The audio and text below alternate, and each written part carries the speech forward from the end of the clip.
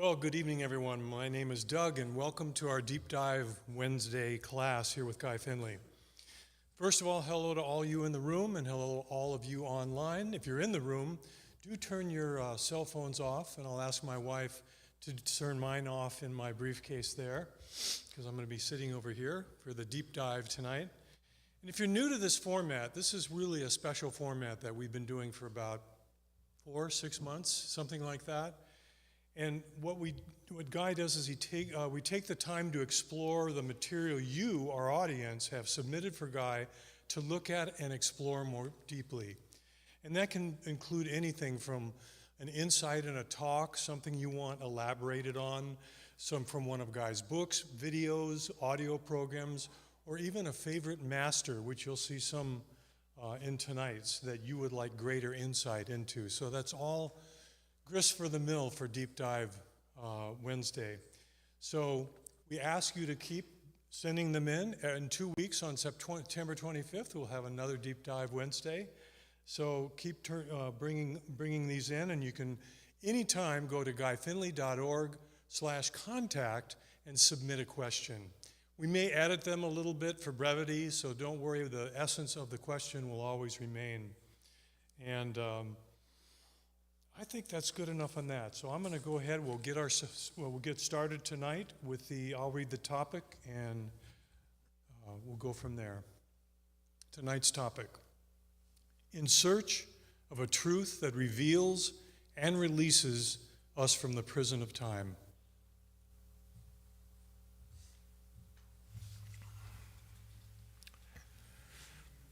Welcome, everyone, and good evening, good afternoon, good morning, whatever day or time it is that you're watching this meeting. I'm glad that you're here.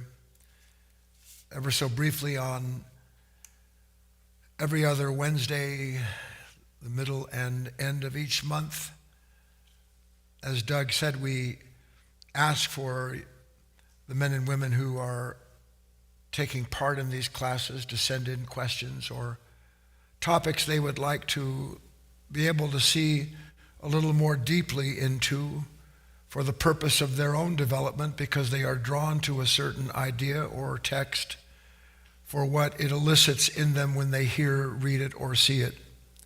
It's a very important part of your development to recognize those moments where something in you is captured for a split second and it is by a vibration. It is by a certain energy that is connected for a moment between the observer and the observed, creating a unity that makes the wish to explore that a lot more deeply very evident to the person experiencing it. Now, on our Deep Dive Wednesdays, which this is, you are invited, as are all of the people in the class, and we have a regular, just kind of a smaller class tonight. So I would wish that you look twice as bright, if that's possible, than you usually do, and that you participate eagerly so that people watching knowing that you are that smart.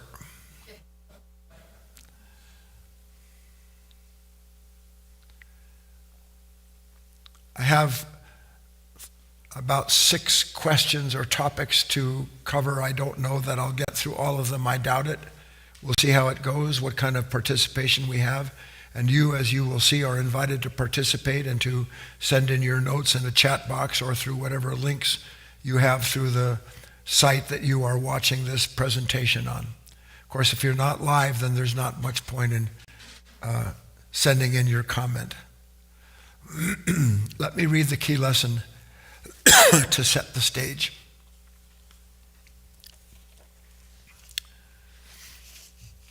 For anyone with ears to hear, there is but one question and one answer. Will we wait patiently for a single moment of relationship with what is eternal and real, whereby the ineffable touch of something as unknowable as it is timeless, all the moments of our life, past, present, and future, are forever changed? Otherwise, we waste the precious few moments of our life chasing the pleasure of an imagined time to come that recedes from our grasp in the same instant that we reach for it. will we wait patiently? Will we give what we can and then find a little more? To lend ourselves to the possibility of suddenly finding ourselves in the light of a new understanding that changes everything that we understood about ourselves and our life the moment before. And I assure you, that's what this is about. It's about nothing else. And the questions and the topics that we're going to look at this evening all have a theme. That's why I wrote the key lesson that I did, to kind of cover it in general so that we can have a broad view of what I hope will be a new perception on your part when we're done examining the material that we're going to look at. I think that's probably enough of an introduction. Let's get started, Doug. Here's topic number 1. The questioner asks, impressions from the last several talks seem to relate to a poem by Henry Wadsworth Longfellow that recently crossed my path, where all combined serve to remind me of a certain timeless idea as follows. An aspirant must be willing to leave the shore for a very long time. I never really understood this idea. The poem is entitled and reads as follows. The tide rises, the tide falls. The tide rises, the tide falls. The twilight darkens, the curlew calls. Along the sea sands, damp and brown, the traveler hastens toward the town, and the tide rises and the tide falls. Darkness settles on roofs and walls, but the sea and darkness calls. The little waves with their soft white hands efface the footprints in the sands, and the tide rises and the tide falls. The morning breaks, the steeds in their stalls stamp and neigh as the hostler calls. The day returns, but nevermore returns the traveler to the shore, and the tide rises and the tide falls. And the question is, what I've been able to gather from it is that this poem speaks of life and the death of the traveler. But it feels that it speaks more to being willing to leave the shore, though again, I am not able to say what that means. So I'm wondering if you will elaborate on it.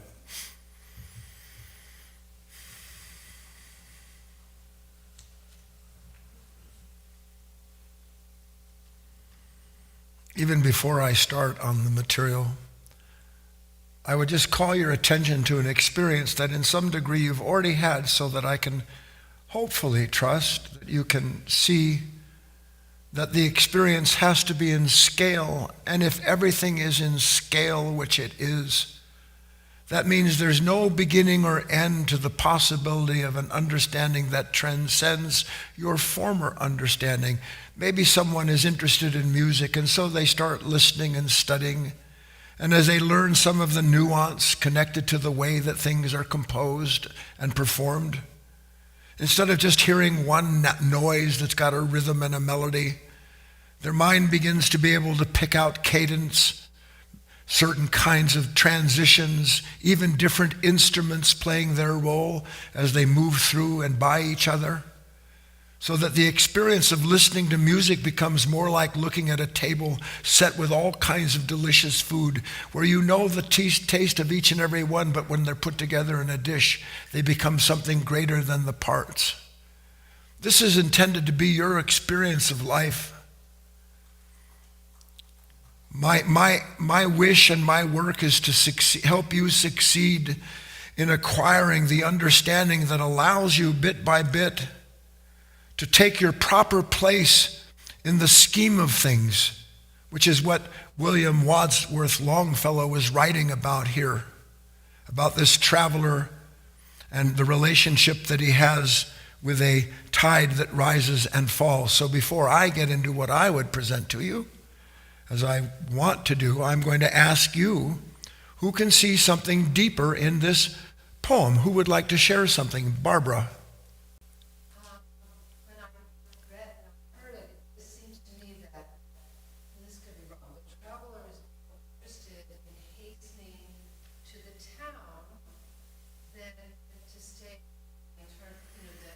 Okay, so I'll repeat it. What she said, when she first read it, she had the impression that this traveler is more interested in hastening into the town than he or she is standing there and witnessing where they are and the experiences offered therein. Roger. What comes to me is life must be constant change, and we get in the way of that. Okay, so Roger said his impression is that life is constant change and that we get in the way of that in some way or another. Anybody else? John. What I wonder, and it's somewhat on the idea of what Ron was saying, I'm hearing that things are, as they're constantly changing, they're staying the same. John said it seems to him that as things are constantly changing, yet they are staying the same, was his comment. Anybody else? Anybody out there in the world, if there is anybody out there in the world? Do you know there's nobody out there in the world? This world is your consciousness. Anybody? Ellen, did you? Kate? Tony has something. Tony, life goes on and the traveler is transient. Good comment from Tony. You know what?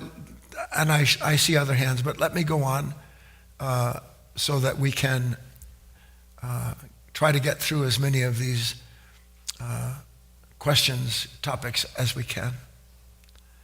So a couple of you addressed it. Who is the traveler? Well, everybody here basically said me, us. But is that the real traveler that Longfellow is writing about? Or is Longfellow referring to something grander than the scale of an individual appearing, walking along a beach, going into town, and not returning to the shore anymore? Perhaps Longfellow was referring, as I believe he is, to the nature of a character, a level of consciousness that appears and disappears in the temporary cycle of every day and night. Now, to us, that doesn't mean much because you and I, we believe that because a stream of thought creates and maintains a certain constant sense of self, that sense of self is as solid when I'm thinking about the person who hurt me as it is when I'm thinking about the pizza that I'm going to get in order to drown my sorrow later on. So that this stream of thought produces a ceaseless sense of self, but that sense of self cannot be separated from the stream of thought and its associations that produce the instantaneous identity that is commensurate with whatever that thought or reaction might be. Do you understand me? So Longfellow is saying that there is a traveler. There is this human consciousness at all of its levels. But that at a certain level of it, it experiences everything very much the way that Ecclesiastes pointed out. He said, to everything, to every seashore, there is a season, turn, turn, turn. And this poignant poem points to the existence of what can be thought of it as a grand invisible wheel, the circle of life, if you want, where nothing is a separate part of the wheel that can see what Longfellow was pointing to, and as I like to often quote, my favorite quote, William Blake, the roaring of lions, the howling of wolves, the raging of a stormy sea, and the destructive sword are portions of eternity too great for the eye of man. He's referring here to a traveler who cannot see that he appears and disappears with every wave that rushes in and every wave that rushes out, with every movement of time that creates a corresponding sense of self because it touches what is passive to its action. And then as soon as that wave comes in, the condition passes, the wave recedes, and the identity disappears back into the ocean of unconscious nature that will provide one more time yet another self and another self and another self. Are you following me? So he's saying here, which is extraordinary, this is the thing that's so important to grasp. as best you can. Sorry, I had some pain today. I'm a little bit wearier than usual. You'll give me a moment to recapture myself. Longfellow is looking at this life the way you and I are meant to look at this life. Like Plato looked at life when he wrote about the allegory of the caves. What every master, true enlightened human being points to when he says that there, with eyes to see and ears to hear, as Christ would have put it, there is another nature, another higher order of being that is present, even though everything that is moving through it and changing all of the time changes nothing about the nature of that being. So that there is this great wheel of life, but the great wheel of life is, for all intents and purposes, the great eye, the all-seeing eye, that everything can move into and through, and yet that changes nothing to that eye, for that eye, in spite of everything that appears and disappears. You following me? And the tide rises and the tide falls. God, I wish that you wanted a little bit more. Every day, you don't see it. Time brings forth a new set of circumstances, a new set of conditions. Never the same condition. But you see the same condition, and in an attempt to change the boredom, the fear, the worry that you have over it, you will invent a life. You will invent a sense of self. Never seeing that the self that you invent, the tide will lift, and when the tide recedes, as thought must do, that sense of self will disappear into the shores, into the sands that Longfellow says are wiped clean by the white waves that wash up onto the shore. When you have a thought about yourself, you don't think to yourself, I'm going to disappear in the moment that I see something else I want or that I'm afraid of. That's all that's there, isn't it? Please. Oh, my money. Oh, my health. Oh, what this person said or what they didn't do. Oh, this government. Oh, these conditions. Oh, and every last one of those ohs, the wave rises, and with it a sense of self dedicated to the conclusion that it has reached about what it's considering, and no more does it reach that zenith than it crashes. It falls back into the nothingness from out of which it came, because the wave that created that sense of self has disappeared, and with it the self that was created by it. Can you see this with me? But what does it mean to me then? How many times do I ride the wave of another identity, believing that the thoughts that I have about him, her, this or that, believing that those thoughts constitute an actual identity. The only thing they constitute is the proof of a certain level of ignorance by which a person continues to derive something that feels real, but that's a lie. Because the conditions that create that consciousness, that sense of experience, disappear. So in Longfellow's poem, he's saying, if you can see this is true, how many different yous were there? How many? You can't count them. There's no one there to count. And that's what he's saying. The traveler comes in. First he sets the stage. The great movement of the yin and yang, the great alternation and interaction of what is passive and active, this great movement of life. The traveler comes in, and there's the curlew calls. That's a little sandbird. Most of us don't know what a curlew is. You've seen them. They run along the shore like that, leaving little tiny footprints. You think you're more than that, don't you? Yes, you do. And the waves rise, the tide rises, the tide falls, and the footprints are disappeared. They're washed away. This is the terror of human life. that to constantly recognize over and over again that everything that I've done and put together and all my little footprints, oh my God, here comes the tide. It's going to take it away. I better build another castle of some kind. And that's what human beings do. And he says that the traveler hastens towards the town representing this world of thoughts. And while he's running to the town, the tide rises, the town falls. Darkness settles on the roofs and walls, but the sea in darkness calls, has a double meaning. The sea in darkness calls, meaning that the real traveler never went anywhere. He rises with the sea, he falls with the sea. He does not disappear whether the tide rises or falls. It moves through the true traveler with a capital T, the true timeless nature. The little waves, their white hands efface the footprints in the sands. The tide rises, the tide falls. The morning breaks. The steeds in their stalls stamp and neigh, and the hostler, the horse handler, calls. The day returns, but never more returns the traveler to the shore. Why? Because he's gone. Because that identity never existed, and it only had the momentary sense of existing, and the tide rises, and when it did and falls, it takes it with him. Now, to understand that to any extent at all means I have to begin recognizing that I'm a fabrication of time. That's why I wrote the key lesson that I did.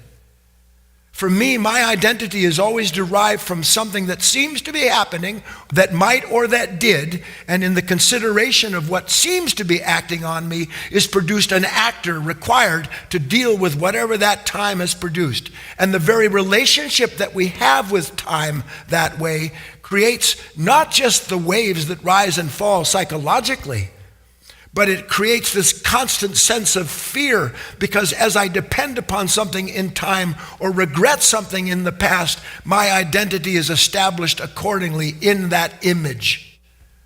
And the image is as inconsequential as the strength the sand has to hold the little footprint of the curlew. Do everybody understand this a little bit?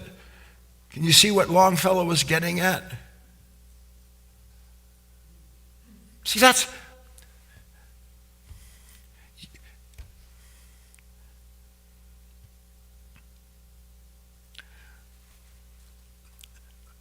I'll speak for myself.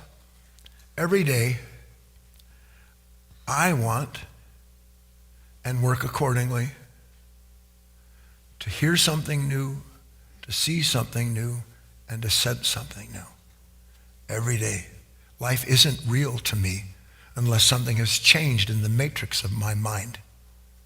It is the change in the matrix of this mind that is, in fact, what a human being is seeking, because as the mind changes, the experience of life changes. And when there's enough change of experience, a person begins to recognize it seems like experience is changing, but what's really changing is my relationship to a changeless world, so that I'm less and less attached to and identified to all the things. All the real traveler, the real seeker wants to do is to experience the wave rising, the tide falling. He doesn't fear it. He doesn't fear it. He doesn't fear what may come. He doesn't long for what may come. There's nothing wrong. Something good might happen. You go, boy, that'd be great, wouldn't it? But if it doesn't happen, his life hasn't been built into a sandcastle depending upon being it filled with little crabby identities that appear every time the wave comes and starts to wash away the castle that unconscious mind has built. It's unbelievable in one respect, and you'll see it one day. You'll be somewhat stunned that you've always had the choice, but you couldn't see it, to live without fear, to live without anger, impatience, and all the things that are the daily visitors that come into and upon the shore, that create the sense of self they do, and then disappear, leaving you having no choice but to search for yet another town to travel to and to identify with the content therein. Let's take the next one. The next question, Guy made some comments and gave some insights on in the previous deep dive, but he wanted to give a few more insights on it tonight. And so the question is, can you comment on Philippians 4:13? And that verse is, I can do all things through Christ, which strengthens me. And he asks, when it comes to strength in any situation where you feel weak. Do you remember we talked about this a little bit? For those of you who are joining us maybe for the first time, I hope that you were able in the past, if you weren't able to listen in, but I'm going to just recap ever so slightly what I said in that talk, and then I'll give you a few new insights into the material. Philippians, I can do all things through Christ which strengthens me. And it was connected to this idea that in my weakness is strength made perfect. And I spoke briefly about this idea also from the New Testament, but you can find it in other scripture if you know how to look. This idea that a kernel of wheat falls in the ground, and if that kernel of wheat doesn't abide alone, meaning if it sits and tries to bring everything into comfort, thought, feeling, distractions, it never has an opportunity to realize that it already has company. It has company in the darkness of itself. You have a companion in the darkness of yourself you don't know about because you're too busy looking for a way to illuminate what you believe is a problem and a pain that you don't know what to do with. So I said that kernel of corn, that wheat, when it's laying in the ground, wrapped in its fibrous husk, it isn't just longing for the light. It isn't just longing for the light. You can kind of get that idea. The kernel of wheat wrapped in the fibrous husk is a temporary form of light. All things are light. Just light slowed down and given a very specific relationship in the creation, in the matter, in the manifestation of the matter and form that it took. So that creature, that kernel of corn, is made in the likeness of the light, and it waits for the light, another order of light, please, to act upon it. To act upon it to do what? To stimulate it, to get it to leave the tomb of its present husk, of its nature. When Christ called Lazarus out of the cave, what do you think that represents? This physical body is a seed. You think it's the whole Megillah. That's why you're so afraid, and you are. This body is a seed. In this body is a seed. And what the light representing, acting on the kernel of wheat does is it stirs that part that is intended to shatter, to throw off, to use the husk in order to bring it into a new form of itself, so that the light gives birth and birth and birth, rebirth after rebirth after rebirth to that kernel of wheat, because the wheat throws off the husk, then it throws off the soil, then it throws off the temporary form of its stem and begins to leaf out. Each and every stage, a development, a rebirth of itself, all intrinsic in the kernel of wheat itself. And that's exactly what is meant by I can do all things through Christ which strengtheneth me. Because already in you is the Christ, already in you is the light of God. Whatever word you want to use, the Holy Spirit, I don't care. And it sits there in the darkness of this husk, in the darkness of a personality that has wrapped it up so firmly that that nature can't even begin to suspect that its dissatisfaction is not with what life brings to it. Its dissatisfaction is with the life it gives itself as it looks to the world to release it from its dissatisfaction. Can you see that? Can you at least follow that? Yes? I've spoken about this before. Michelangelo, if you ever get a chance, I'm not a big traveler, but if you ever get a chance to go to Florence and go to the museum there where they have the statue of David, the real deal, and you can see Michelangelo's work in another room, and he has it's called The Slaves, and it's three men that looks like Michelangelo didn't finish the sculpture. It looks like in various stages he just decided to stop. He didn't decide to stop. He went as far as he needed to go to show how this kernel of the soul is trying to escape the husk, the marble, the crystallized nature that surrounds it and that wraps it, and that hidden in the very nature of what is crystallized, of what is form, is the freedom, is the self that is already free. This strength that has no problem dealing with the perpetudes of problems and the way life goes, as all of us do. That's the point, don't you see? The point is to gradually wake up enough to begin understanding this idea as above, so below. That faith is not in or time. Faith is not in or of a time to come. That is not faith. Faith is knowing, meaning faith is to the extent possible the understanding that already within you, within me, there is a kingdom of timeless power, a kingdom of perfect strength. And in that perfect strength, knowing perfect peace. Perfect strength is perfect peace. Could anybody guess why? Why would perfect, I'm bringing you in. Why would perfect strength be perfect peace? Anybody? There's nothing more to seek. I mean, all strength is... It's done.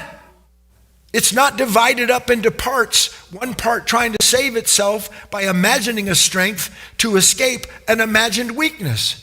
It's without duality. And being undivided, which is the very nature of strength itself and purity, in that relationship that you and I are intended to be the expression of, that represents exactly what this idea of I can do all things through Christ which strengthens me. I can do, and I guarantee you, I haven't looked up the language, I can do all things through Christ which strengthens me, meaning that I don't have to fear or worry or be troubled by anything that life presents to me, because already within me is the understanding that life can't act against itself any more than light can act against itself. I'm going to repeat it. Any more than light can act against itself. What did I say? This condition, no matter what it is, whatever is manifested in passing time, no matter what it is a form of light. Divine light. And no matter what it is that active divine light touches in the human being, it is touching something that is a form of the light that made it. So how can light act against light? How can love act against love? It can't. Faith is understanding that.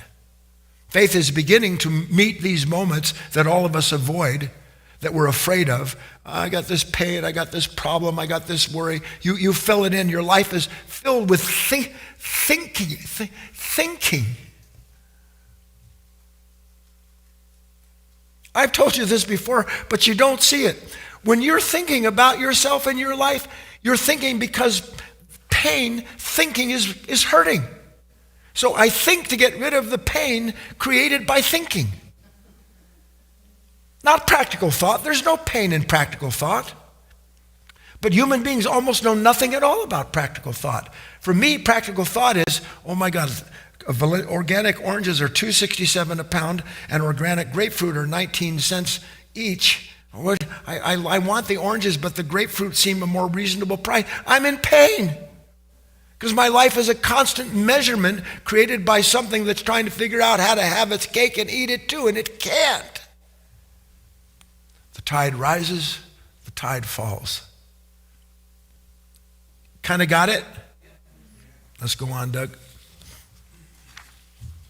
Number 3, I really appreciate Guy's talks over the last couple of weeks for expanding what it is to inwardly turn around. That it's always possible to have a new first. Working with conscious persistence is especially helpful. It's a kind of excuse breaker exposing the excuse maker. At the same time, a dawning realization that there is an unseen connection with helplessness, hopelessness, and awareness itself. This quote from The Seeker, The Search, The Sacred seems to point to this connection. There's a little parenthesis here. He says, for example, one definition of hopelessness is incapable of redemption. And I'm going to read that quote he asked, and then Guy can address it. The quote comes from Abu Bek, and it reads, "Glory be to God, who has not given to his creatures any way to attain knowledge of him except by means of their helplessness and their hopelessness of ever reaching such attainment." That's about as encouraging as your salvation is your humiliation.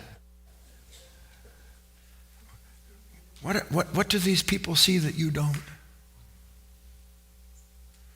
Glory be to God, who has not given to his creatures any way to attain knowledge of him except by means of their helplessness and their hopelessness of ever reaching such attainment. Now, to be honest, you have to get through certain things and then be on the right side of understanding that, so that you yourself could have written it, as opposed to being on the other side of it, where the tide rises and the tide falls, and when it does, you're a little bird swept to sea crying, "Why me? Why me? Why me?" So I'm going to explain that idea to you. And can you see how, I hope you can see how, if we put this together, it connects with that which strengthens me. My strength is made perfect in your weakness. Everything that we've looked at together. Can you see how that might be tied together? And where you might begin to understand those strange first triad of the Beatitudes. Blessed are the poor in spirit. Wait a minute, blessed are the poor in spirit. I don't want to be poor in spirit. I want a spirit so rich people go, "Oh my God, look at your spirit." So I can drink fine wine and look at all the lesser beings around me. So I have a story. I really like this story. It usually means that you won't. So here's a disciple, and he comes to see the master, who, as the disciple approaches, the master can see, even as the disciple poses his question, that the disciple is harboring certain forms of ill will, including anger towards the master. And the master says, "Well, what's on your mind?" And like he's done several times before, the disciple starts to complain about this, that, and the other thing, how people are angry around him, and how he's always being set off by people that don't care anything about the spiritual world that they're trying to develop there. So basically, he's sitting there complaining to the master. The disciple goes on to say how frustrated he is and depressed with how little progress he seems to be making. Anybody ever been in the shoes of this disciple? And he wants to know, because he says, "I'm here." The arrogance. I have been this. He says, "I wants to know how to go faster. Because I'm not like the rest of those schleps. They don't understand, but you know, you can tell by looking at me that I know pretty much what's going on. And I just want to be able to, move along so that," and he doesn't say this, "so that one day I can take your place, and maybe while you're still alive, because you'll accede to me, your mantle. Don't think this doesn't go on." So the master turns to the disciple and says something the disciple doesn't expect at all. Master says, "I want to ask you this, have you noticed how distracted recently you've been? Missing so many of the daily readings and discussions, not to mention not participating in the field where the other disciples are working, harvesting, planting, creating the food that we need for our tables. Have you noticed that you're at best intermittent?" The disciple kind of looks around a little bit. If you ever want to know when you've said something true to somebody, watch how they won't look at you. That's right. That's one way to know when someone's getting ready to lie, is they will look away from you while their mind collects what it does. And usually it means looking up to the right.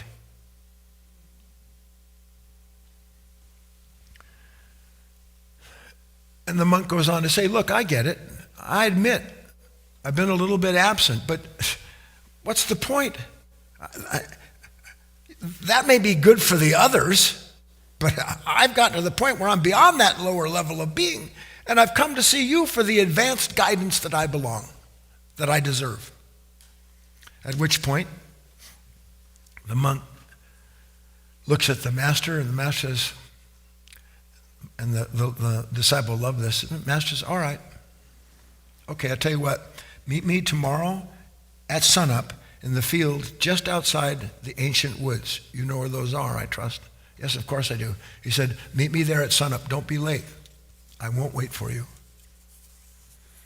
At sunup, the disciple is there, and the master's waiting for him, and they go deep into the dark woods, where at a certain point, as the sun starts to set, and I don't know if you know this, but in the dark woods, the sun seems to get down lower earlier, and it starts to get dark. And the master says, we better make camp, and we better set up, light a fire, because there are predators prowling these woods. And so the two of them take a few moments, master and disciple. They gather the wood that they need, as dry as they can find it. They built themselves a fire, and they lay out their stuff and start making their meal for the evening. The whole time that they're doing this, the master can feel the agitation of the disciple. And inwardly, even sometimes just saying it out loud, while they're working to get the practical things done, when are we going to get to it? When are you going to start, giving me the nitty, the real stuff? What you're keeping from everybody else. And over again, the master just ignores the disciple. And so finally they get a fire going. And the disciple sitting there, he can't enjoy the fire. Can't enjoy the deep, dark, beautiful, rich smell of the woods. Can't hear any of the creatures, the owls, nothing. All the disciple is doing is what? When, come on, get to me. Now the master knows this, and at a certain point, the disciple brings it up again, and the master says, okay, you want it? Here it is. Oh, I knew it. He says, but before I do it, I want you to go over to the edge of the light there. You can see by the woods. Don't go into the darkness. By the edge of the light, there's a fairly decent log there. It's not too big. You can maintain it. You can pick it up with no problem. I want you to go get it, and I want you to set it on fire. The disciples, all right, well, if this is what I got to do, it's what I got to do. And the disciple goes over, and he picks up this piece of wood, and he starts to walk back to the campfire. The master says, no, stop. I didn't say bring it here. I said, light it on fire. But master, the disciple said, that's impossible. Even if I had a match, it's too big, not to mention too damp. There's no way to ignite it. Master says, are you sure? The disciple thinks the master's playing with his mind, because he's actually trying to figure out what it is that he doesn't understand about what's going on. And finally says, yeah, I'm pretty darn sure. The master says, well, okay, then I'll tell you what. I want you to talk to it. I want you to tell it all about the wonders it can do when it's inflamed, how much you love the light and the warmth that it brings, the security that it provides to ensure the predators don't come any closer to us. So I want you to do that. I want you to talk it into being enlightened. Now the students start to think, maybe I got the wrong master here. And he says, sir, why would you say such things? Are you teasing me? Are you playing with me in some way? We both know there's no power in such things as you've described, and so it can't possibly do any good whatsoever. Master says, why do you say that? Disciple says, because it doesn't matter what I say to this log. It doesn't matter what I think about it. It cannot light itself on fire. Master pauses, says, are you sure? Disciple's still trying to figure out what's going on. He says, yeah, I'm sure. And then the master waits a few moments, and then he says, then why do you believe that by yourself you can illuminate yourself?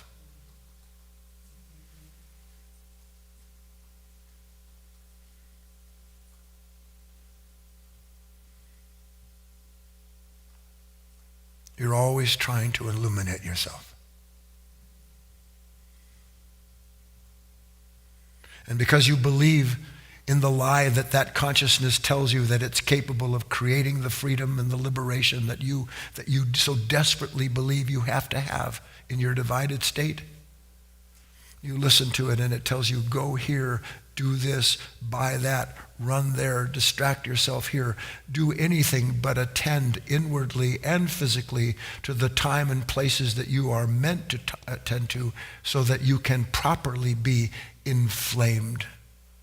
It takes a lighted candle to light a candle. There is no exception to that cardinal, timeless rule.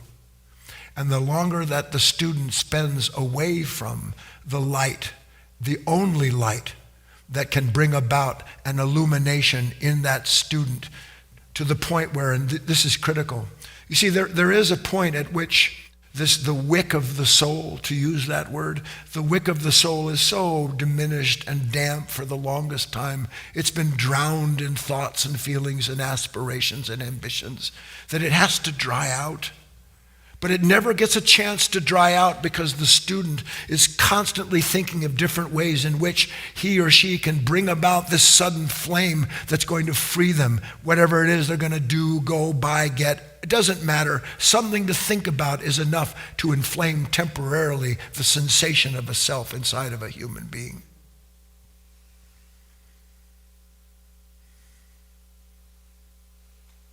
But it takes something that most of us, including this disciple, God willing, he sees and understands the lesson, because when the master delivered that final sentence, the student looked down, as you might imagine, because he realized he'd just been told something he wants to understand, but he doesn't fully understand it. He looks up, the master's disappeared.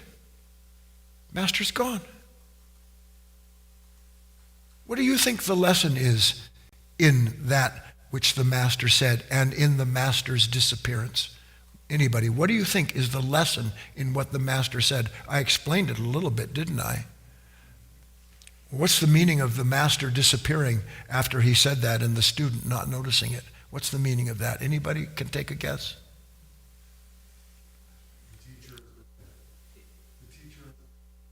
The teacher is within, but more important than that, the lesson is here and now or not at all.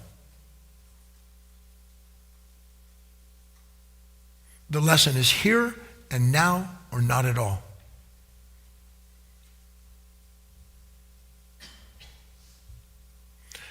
You and I live from a completely mistaken sense of here and now.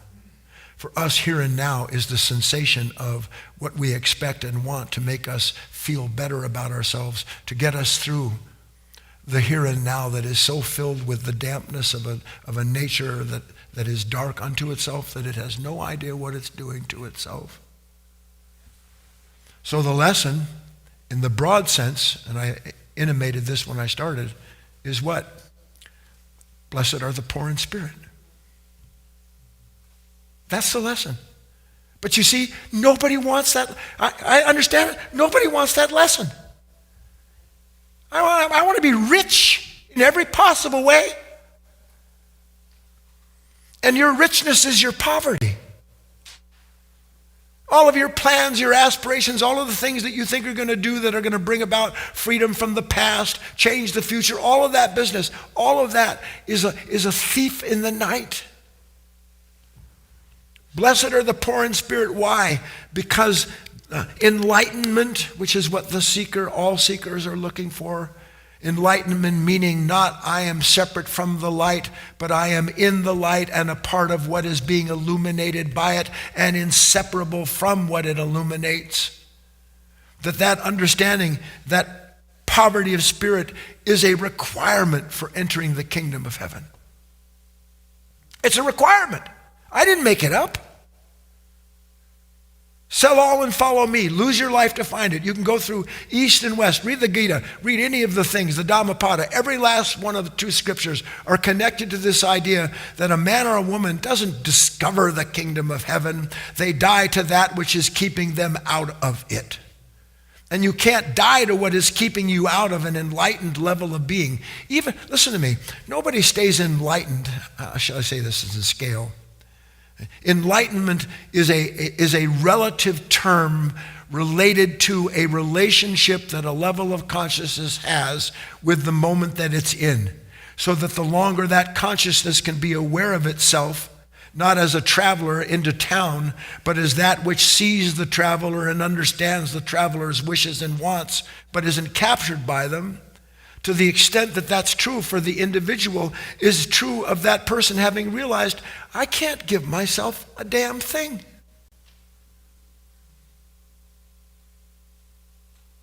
Everything I give myself turns out to be something that the tide rises and falls and takes away. Everything, every identity produced by the appearance of little footprints of my mind trying to trace themselves through time to gather something for itself. Every last bit of that. So that this story represents first someone who cannot see that of himself he can do nothing. Because he believes he's everything. And it is very belief in himself, his self-love, his very self-love that is the source of what torments him. Because when the tide washes out, everything that was validated by his idea of himself disappears with it. And then he has to reestablish it. He's got to do it again and again and again and again. Don't do it again and again until this body drops. What a terrible mistake you will make. As long as an individual, the traveler, is identified with whatever it is that has momentarily convinced him or her of their unique strength and character. Do you know you think you're unique in your anger? Do you know that you think your anger makes you unique? Do you or not? You do. Your depression definitely makes you unique. Guilt, what a unique maker. We should put something on the market. We should market unique makers. Yeah, you just put your name in and something stamps out a piece of metal saying that you are the greatest that ever lived. You take it home with you, whatever it is. It's when a man or a woman starts to realize that they have nothing of themselves, that they find all that they have been given and are constantly given in order to understand their relationship to the tide that rises and the tide that falls. We have time for one more, I think, Doug. Number 4, you've said when the time comes, we leave in the state we're in. In the past, you've spoken of people on their deathbed trapped in a perpetual unwanted moment, to the point. My father was most often a man quick to anger, and sadly, he spent most of his final years absolutely silent. I've read reports that say when the heart gets too heavy with pain, people don't cry, they just turn silent, completely silent. That was my dad. Yet for many years I heard my father's cry from his heart. He said to me in many different subtle ways, "Son, help me. I can't find my heart." I wish I knew more joy in my heart that may have helped point the way, but frankly, I didn't. This saddened me greatly. But could it be true that my father's unspoken but palpable wish was enough to spare him, to have helped separate him from the prison of his conditioned pain, and maybe change his after-death trajectory to that place he likely longed for all along, so that it's not him that gets left behind, but rather the clutter, confetti, and confusion that plagued his life on earth? Thank you, sir. What do you think this person is asking? Anybody? What are they asking? John. His dad's dead. Can he help him? Yeah, okay. Can I help my father after passing? John thinks that that's in there. Patricia. Is it possible that before he died, even though he died in silent crying, that he found something significant enough to change the trajectory, meaning what happens to the human. When you drop this body, if you haven't changed, nothing changes for you. You've been sold such a bill of goods, it's frightening that somehow or other you drop this body and suddenly you're surrounded in some religions by 30 virgins, other streets of gold, and others where I hope I go, trees with Hershey kisses. Dark chocolate, because they're healthier for you.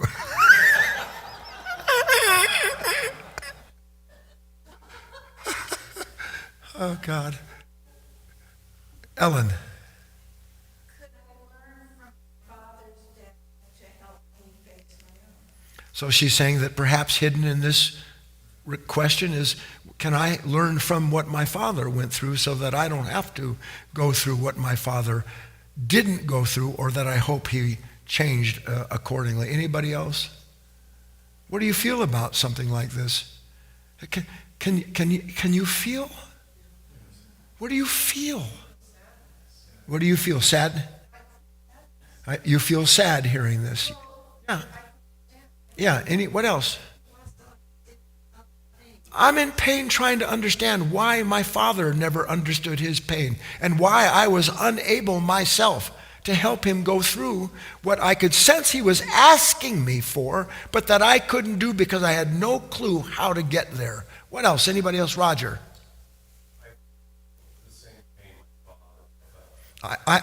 It's not written, but yes, I'm in the same pain that my father is. I haven't grown silent because in part I'm able to study and learn about a different kind of trajectory that this true work offers. Anybody else? David?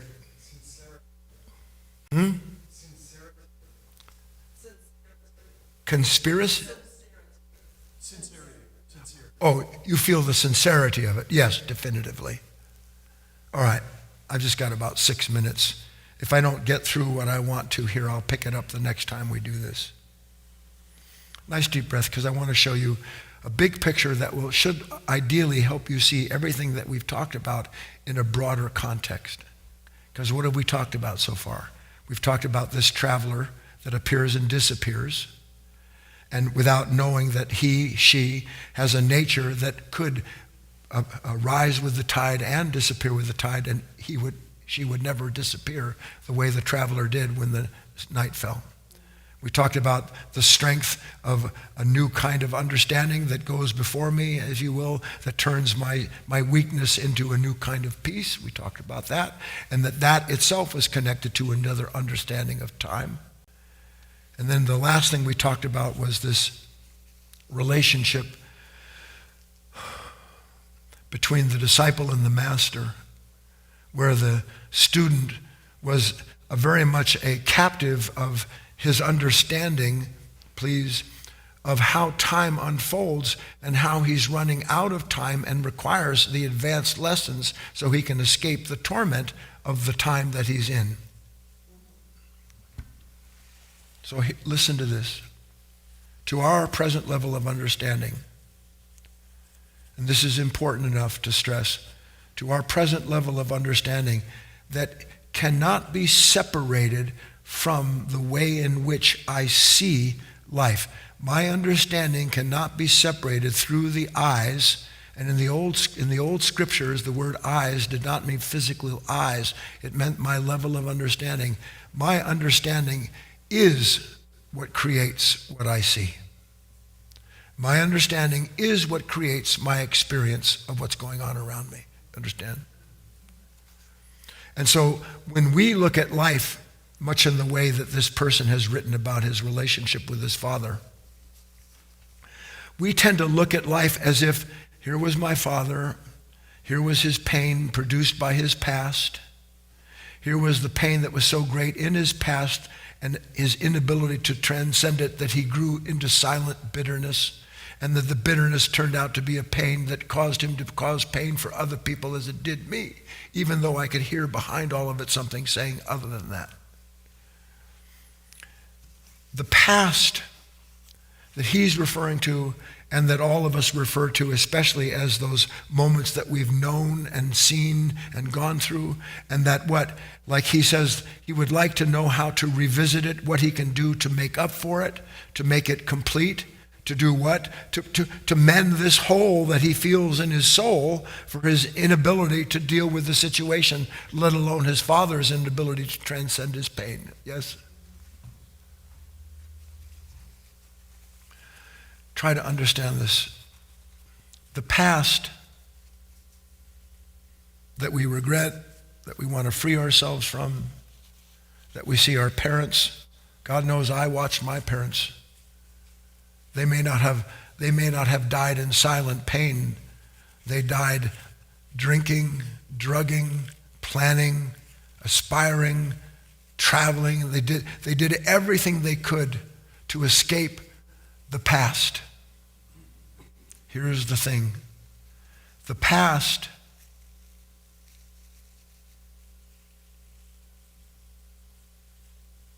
isn't something that took place yesterday. The past, for all intents and purposes that we are trying to free ourselves from, is not a question of time.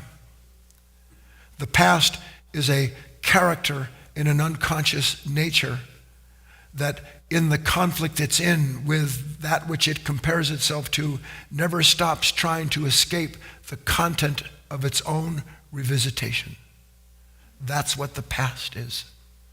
It is a mind trapped in time, trying to change the time it's trapped in by revisiting the time it's trapped in.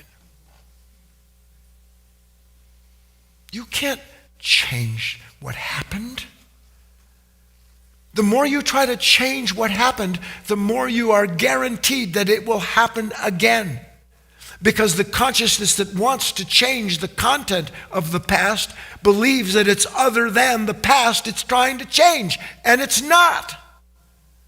The past is the result, a manifestation of what happens when certain energies meet certain conditions. When light that is free-flowing meets light that is congealed and perhaps crystallized. And in the crystallized state of this self, it resists anything that wants to shake it because it's already become identified with the content of itself. And so it clings, and it calls the pain of the past, unable to see that it's clinging to itself and hoping that the more it clings to itself, the more it'll be able to change what it's clinging to. And it can't. It can't. That's the beauty of true work. Gosh, everybody, any man or woman who ever understood anything, C.S. Lewis, everyone who sees this starts to understand that what you call the past isn't the past, but when you change the consciousness that continues to recreate it, you change not only the nature of what was past, because you're no longer convinced you have to change it, but you change your relationship to the present moment that's presently a captive of all of those thoughts about the past. And then you change your future at the same time. So that the great wheel of time, the great tide that rises and falls and all the characters within it, all of that goes through a ceaseless sweeping clean of itself. And you are washed clean of this idea of, oh my God, what's going to happen? Or, oh my God, look what happened. What do I do about it? And then you revisit the thing that makes you a victim of the consciousness that's trying to escape the content of its own memory. Can you see that? So all of that is to say to this person who sent in the question, look, my father, God rest his soul. My mother, God rest her soul. My brother passed 6 months ago. God rest his soul. I love them. But you can't do something for anyone until you have done for yourself the one thing that you were asked to do. Your father couldn't change his relationship to his pain, but you can change your relationship to the pain you feel when you revisit your father and what he went through. Then you change time. Because time can't be separated from the consciousness that creates the distance between the observer and the observed, between the experience I want and I don't want. The distance and the difference creates time. The difference and the distance is an illusion. belongs to a level of self that needs distance and time and difference in order to keep itself in place as it's constantly trying to shuffle all of the cards to come up with a new deal. It can't give itself a new deal. The new deal has already been dealt. You just have to sit at the proper table, if you want to continue the metaphor, and to bring this class, the first part of it, to an end. Let's break. We'll come back and have our dialogue.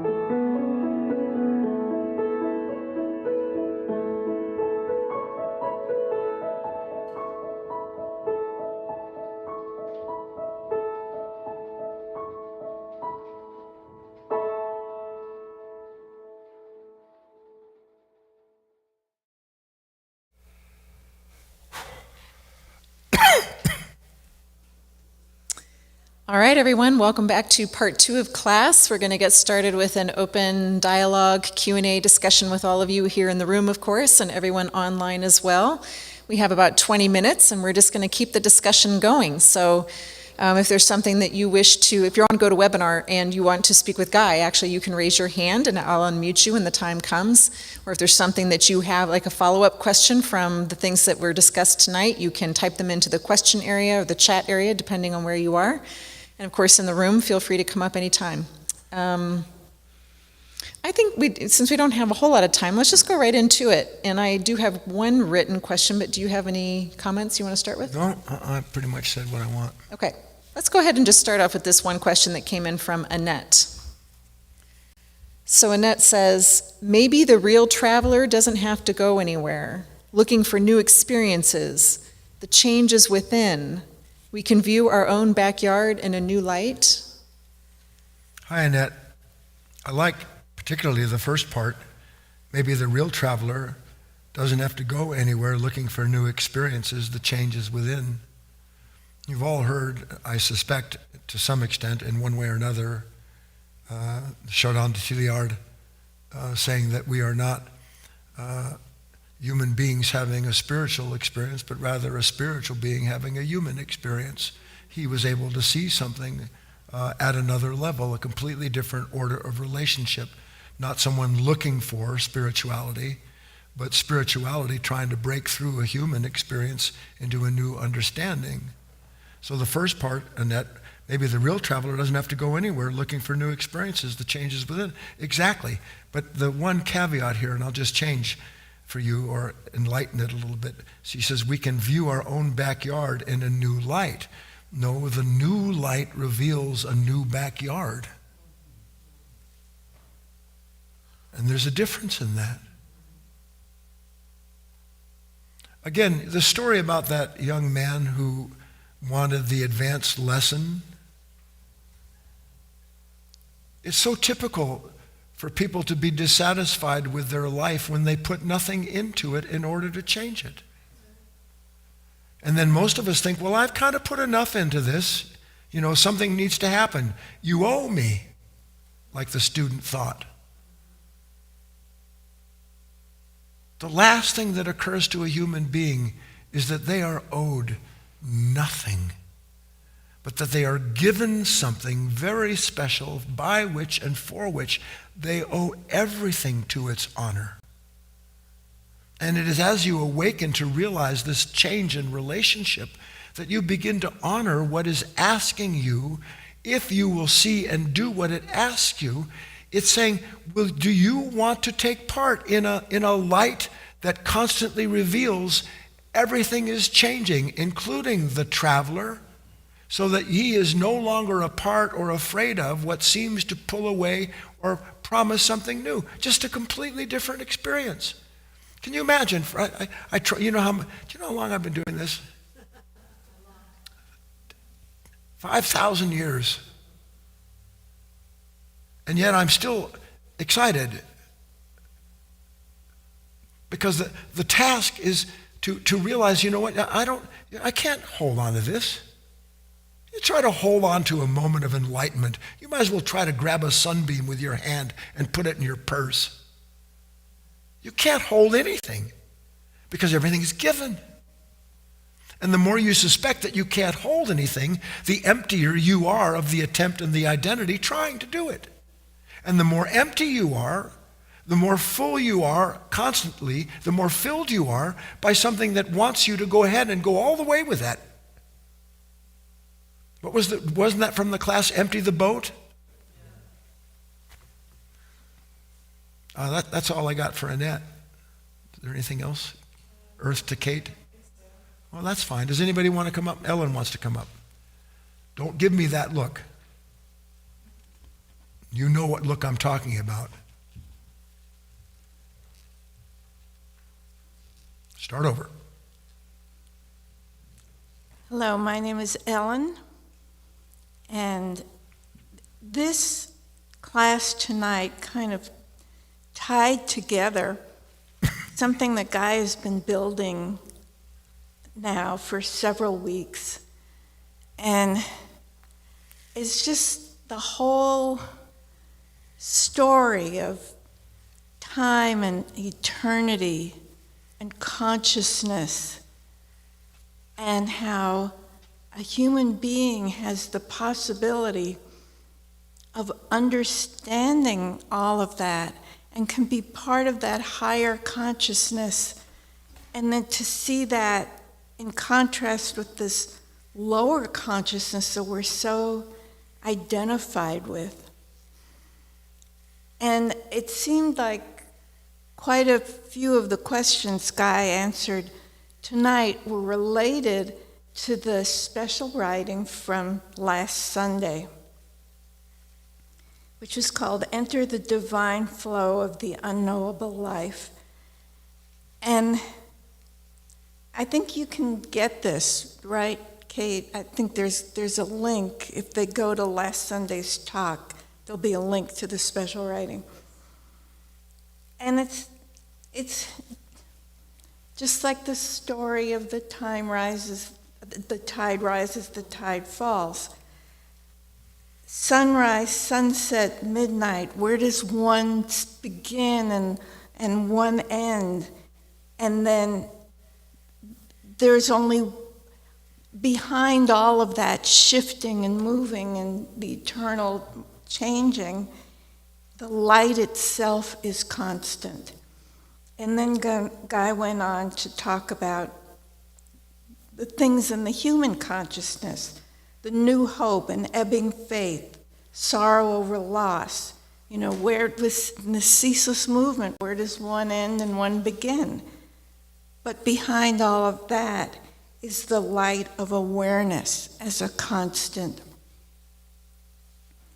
This all ties together in a way that's beyond our human understanding, but I feel like a door is being opened to kind of getting a hint of all of this. And then the Sunday before, Guy had a special writing, The Great Awakening, and it's absolutely related to all of this. And I'll just read this one small part of this. Life itself is never not awakening, so that awakening isn't some desired point in passing time, but an inseparable, ceaselessly unfolding awareness of the revelation of the whole of time itself. Yeah. So that we've been given, that we talk about the advanced course, these are like the secrets of the universe and death and immortality that human beings have been seeking forever. And they are being revealed to us.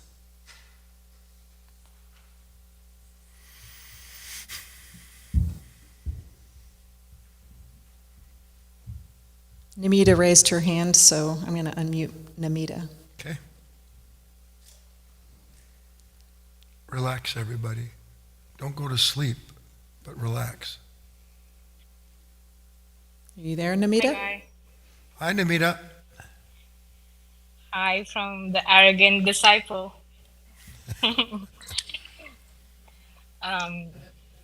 So last week, when I came to the foundation, I can put myself straight into the story about the arrogant disciple. So last week, you told me when I was there, or you talked about get out of the whole story. In short, get out of, I don't know, your life. And I've been trying to do that this past week and going crazy. I've been trying. First of all, I was like, okay, this is an impossible task. But I said, okay, let me see what I can do about this and get out of my own story. And I tried many different things, and I couldn't, because I realized that I am that story. and I cannot possibly get out of it. So, and only when I was helpless, like completely helpless, that is when there was a momentary awakening, and then the mind jumps in again. And I know I cannot do anything about it. Yeah, I think Yes, look, that's it. I don't care whether you talk, whoever the avatar or illuminated being, there's always a certain story that runs through their life where they have to go out into a desert with nothing and be with nothing. 40 days, 40 years. All of those stories represent a relationship between one level of consciousness and another, one that can't bear the idea of entering into that kind of void, and the other that realizes that that's where the true understanding lies, in an emptiness that is fullness. You have to learn how to bear the reprisal of an order of self that requires seeing its reflection of itself in everything, until you understand that the self that sees itself and wants to know itself through everything will never know anything other than that empty, constant desire to complete itself. And that comes to an end as it comes to an end. Lo and behold, it wasn't that everything was empty. It wasn't everything was just dead still. It wasn't that your heart was dry and your mind was empty. It was that something in you couldn't bear the new country and the temptations that come with it. But as you work and remain steadfast in your wish and your willingness to do as you've been trying to do, which is to see the futility of trying to save yourself, lo and behold, you discover there was never anyone there to be saved the way you imagined. And that's your ticket. That is the ticket. So you keep up your work, Namita. We'll see you again down here sometime. And then if Kate's got nothing, Kate's got Tony. Kate has a case of Tony. All right, we're going to unmute you, Tony. Hang on. Go ahead. Thank you for fitting me in, guys. I do appreciate it. Guy, as usual, what wonderful stuff. I just want to say, you know, I hear and I empathize, and I get the suffering that is in front of me, but I have this sense of paralysis. It feels like paralysis. Yes. Like, good, you understand what I'm talking about. It's like, okay. And it's like, I don't know what I'm supposed to do right now, so I'm not going to do anything. and then I feel, am I still doing my I know. role? I got it. Yeah. Listen to me. And then see it. The divided mind requires steps, stages, places, and powers. It can only experience itself in movement. It requires movement that produces sensation, that produces reaction, and the cycle repeats itself. The tide washes in, the tide washes out. You are beginning to experience, properly so, and may it continue, the feeling of this nature that it realizes it has no place to go, but it's terrified of having no one to be. And you have to understand through a new set of eyes the idea that within the kernel of wheat exists that which cannot be denied, because it is merely reflecting that which gave it life to begin with, and it's going to do what it is created to do. You can't open a flower by pulling its petals apart. You can't make a stalk of corn grow by talking to it. You can't develop yourself by imagining love. You come to the end of all of the attempts to save yourself when you see how futile they are, including letting thought constantly convince you, if I could just do this or get there, if I just had this understanding. It's just this endless struggle. And you have to die to the struggle, Tony. And the only way you die to the struggle is by seeing the futility of it. And that's the paralysis. You just have to go through it. You're in the right place. Everything is developing properly, Tony. I'm happy for you. Keep up your work. And with that, good night.